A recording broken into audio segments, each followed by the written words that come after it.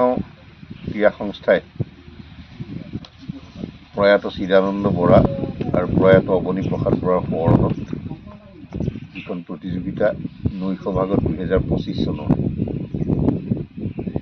26 ছেপ্টেম্বৰ পৰ্যন্ত অনুষ্ঠিত কৰাৰ কথা আছিল। আমি আমাৰ অতি মৰমৰ শিল্পী, আমাৰ প্ৰিয় অসম তথা অসমীয়াৰ হৃদয়ৰ আপোন জুবিন গাৰ্গৰ স্মৃতিত আমি উৎসৰ্গা কৰি পাতিবৰ কাৰণে আমি অগ্ৰসৰ হৈছিলোঁ।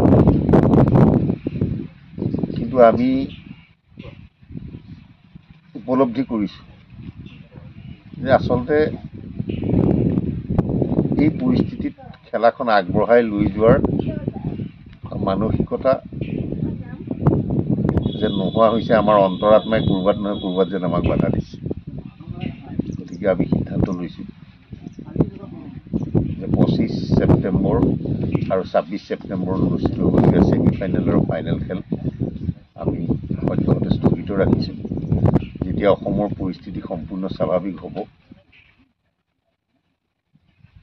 জুবিন গাৰ্গে যেতিয়া ন্যায় পোৱাৰ পথত অগ্ৰসৰ হ'ব, তেতিয়া আমি এই খেলখন অনুষ্ঠিত কৰাৰ বিষয়ে আমি সিদ্ধান্ত গ্ৰহণ কৰিম।